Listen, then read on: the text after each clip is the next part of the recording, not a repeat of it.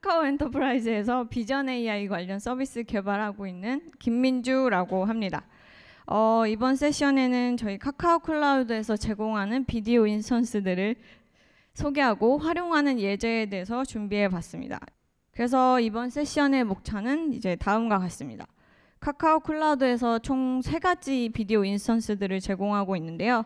이 3가지 비디오 인스턴스들에 대해 먼저 간단히 비교해서 설명을 드리고 이제 각 인스턴스별로 퍼포먼스 테스트한 결과와 활용 예제들을 소개하고자 합니다. 그럼 카카오 클라우드의 3가지 비디오 인스턴스들에 대해 알아보겠습니다.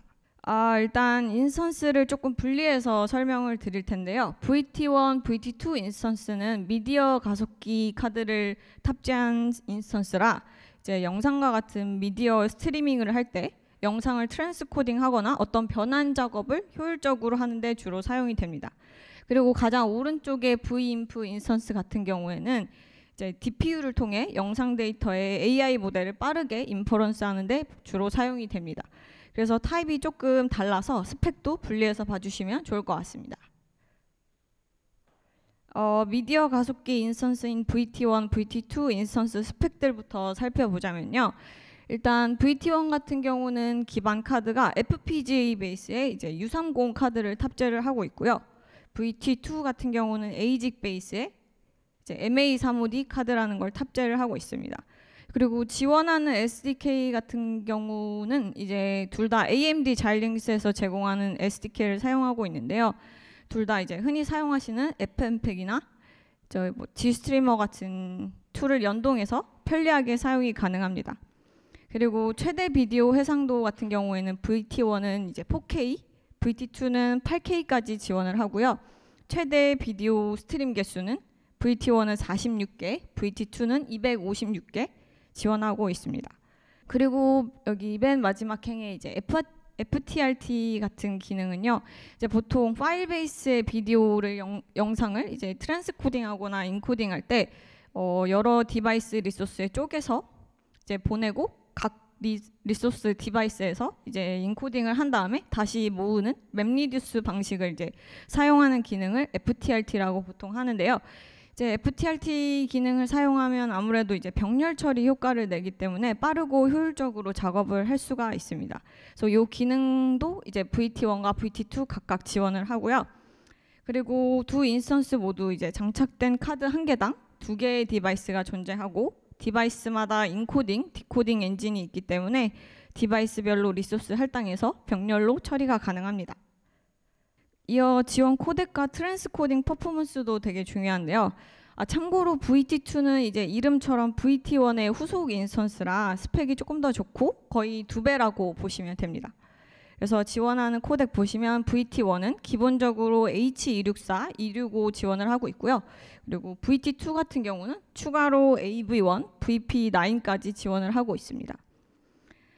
또 이제 최대 동시 트랜스코딩 이제 스트림 개수를 보시면요. 이제 4K P60fps 영상 기준 2개의 스트림까지 지원을 VT1은 하고 있고요. VT2는 곧 2배인 4개까지 지원을 합니다. 그리고 제가 저기 컬럼을 하나 이렇게 나눠놨는데요. 얘는 AV1 코덱의 성능이라고 봐주시면 됩니다. 그래서 8K 기준으로 이제 4개의 스트림까지 지원을 하는 걸 볼 수가 있습니다. VT2의 특징 중에 하나가 이제 AI 프로세서라는 걸 탑재를 하고 있는데요. 이제 간단한 비전 AI 관련 이제 ML 엔진, 오브젝트 디텍션이나 텍스트 디텍션 같은 ML 엔진을 탑재를 하고 있습니다. 그래서 그건 한 카드당 22톱스 정도의 성능을 내고 있습니다. Vinf 인스턴스 스펙도 알려드리고 싶은데요. 이제 Vinf 인스턴스는 일단 이제 실시간 스트리밍을 위한 트랜스코딩 가속화 용도는 아니고요. 장착된 DPU를 통해서 이제 AI 모델 인퍼런스 가속화를 할 수 있는 그런 인스턴스입니다. 그래서 AI 관련 피처들을 조금 더 중점적으로 봐주시면 좋을 것 같습니다. Vinf 인스턴스 같은 경우는 이제 V70 AI 가속기 카드를 탑재를 하고 있고요.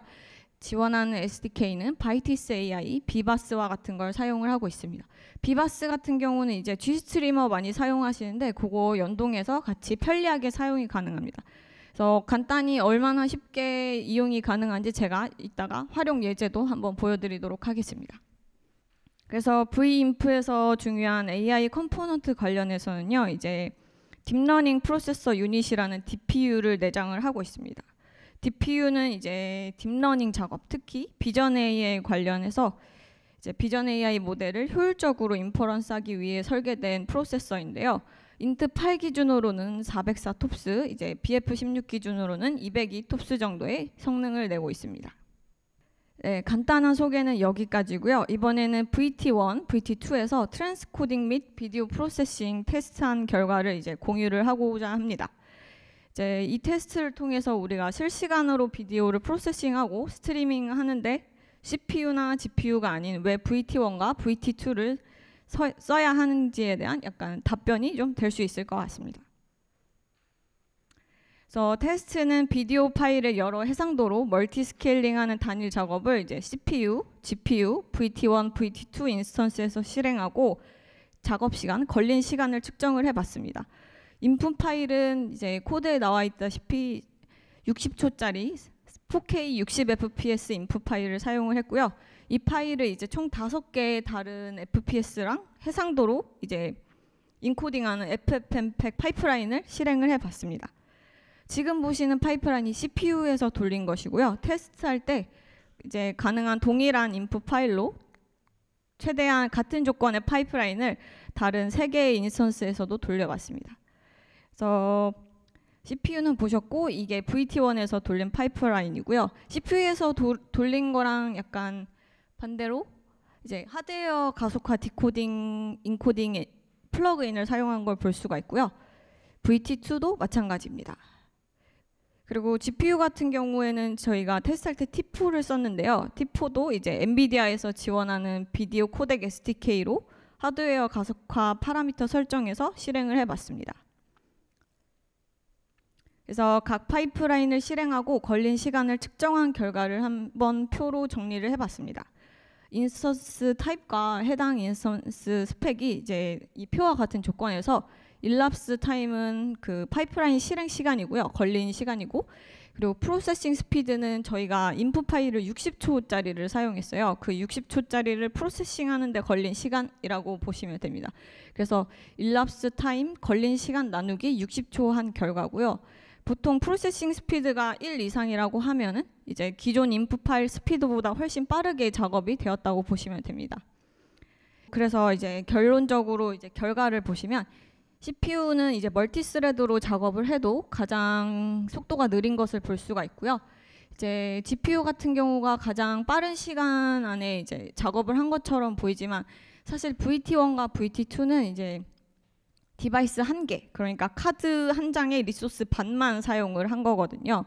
이제 뿐만 아니라 이제 해당 테스트는 이제 파이프라인 하나 단일 작업으로 멀티 스케일링한 작업인데 이제 여러 파이프라인을 동시에 작업을 하시거나 이제 멀티 스트림으로 이제 작업을 하실 때는 CPU랑 GPU는 이제 저속도가 유지가 되지 않고 스트림 개수가 늘어날 때마다 이제 점점 시간이 많이 걸리게 됩니다. 그래서 작업 시간에 지연이 있고요. 이제 반면 VT1과 VT2는 이제 하드웨어 가속화를 하기 때문에 그래서 트랜스코딩 스트리밍용으로 이제 설계된 카드를 사용해서 저속도가 유지가 되거나 속도가 크게 떨어지지 않게 됩니다. 그래서 이걸 보여드리고자 저희가 테스트를 하나 더 진행을 했는데요.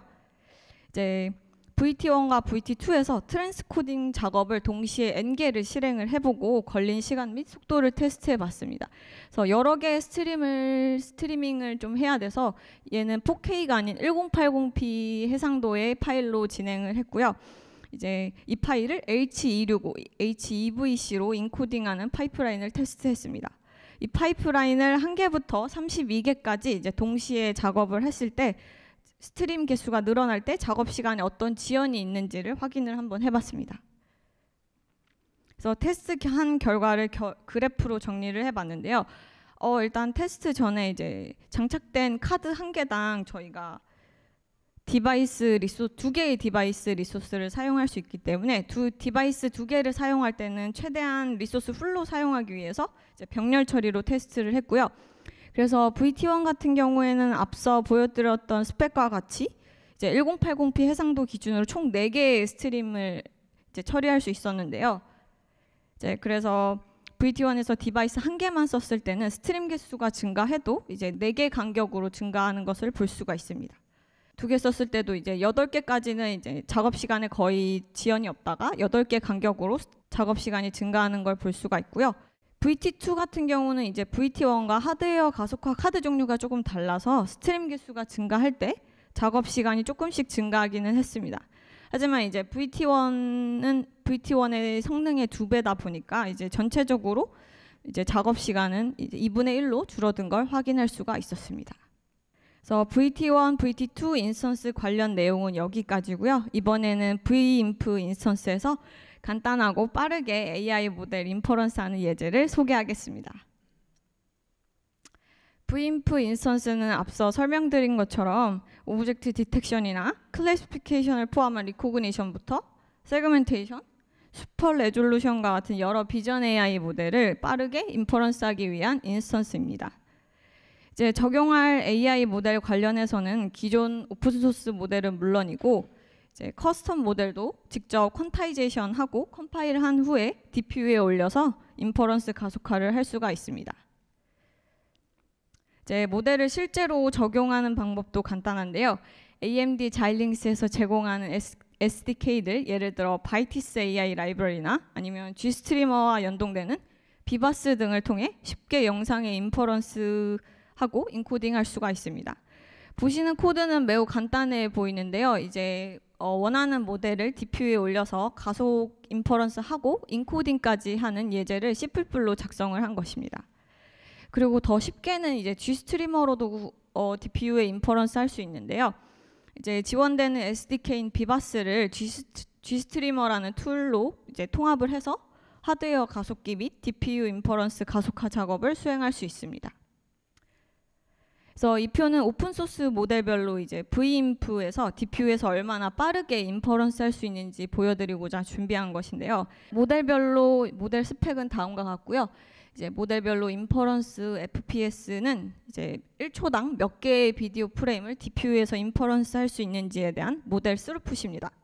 이제 보시면 모델의 플랍스랑 인퍼런스 FPS가 정확히 비례하지는 않는데요. 이제 DPU에서 인퍼런스 하기 전에 퀀타이제이션도 거치고 모델 레이어의 깊이나 아니면 모델 파라미터 개수 같은 것들이 조금 영향을 미쳐서 이제 커스텀 모델 같은 경우 DPU에 올릴 때도 약간 결과가 다를 수 있다는 점 참고 부탁드립니다. 네, 그래서 이번에는 이제 실제로 얼마나 빠르고 쉽게 비디오 스트리밍에서 이제 AI 모델을 적용할 수 있는지 간단한 테스트 예제를 보여드리고자 합니다. 예제는 지금 거리뷰에 여러 자동차가 찍힌 비디오 영상에서 이제 자동차의 정보인 컬러, 브랜드, 타입 3가지를 분류해내는 내용입니다. 자동차 정보를 분류하기에 앞서 이제 먼저 자동차인지를 디텍트를 해야 하는데요. 그래서 첫 번째 인퍼런스 레벨로 자동차를 디텍트하고 두 번째 인퍼런스 레벨로 각각의 자동차 3가지 정보를 분류해내는 캐스케이드 방식을 이제 간단한 Gstreamer 파이프라인으로 구성을 해보겠습니다. 이제 요거 구성하기에 앞서 이제 도식화로 먼저 설명을 드리자면 이렇게 되는데요. 이제 일단 먼저 소스 빈에서 들어오는 비디오 스트리밍을 이제 비바스 X 비디오 DC라는 이제 가속화 디코딩 플러그인으로 디코딩을 하게 됩니다. 그 다음에 중앙의 인퍼런스 빈에서 DPU를 통해 총 4개의 모델 인퍼런스 가속화를 합니다. 4개의 모델이라고 하면 이제 먼저 자동차 디텍트하고 그 다음에 3가지 모델을 분류하는 과정인데요. 그래서 첫 번째 인퍼런스 레벨에서 자동차 디텍트를 먼저 수행을 하고요. 이제 두 번째 인퍼런스 레벨에서 자동차의 컬러, 브랜드, 타입까지 3개의 모델 인퍼런스를 이제 간단하게 하게 됩니다. 그리고 그 결과들을 이제 마지막에 비디오 프레임에 오버레이하고 인코딩까지 하게 되는데요. 중간에 이제 가속화, 스케일링까지 할 수가 있습니다. 그래서 뭐 이 구조를 그대로 Gstreamer 파이프라인으로 구성하면 다음과 같습니다.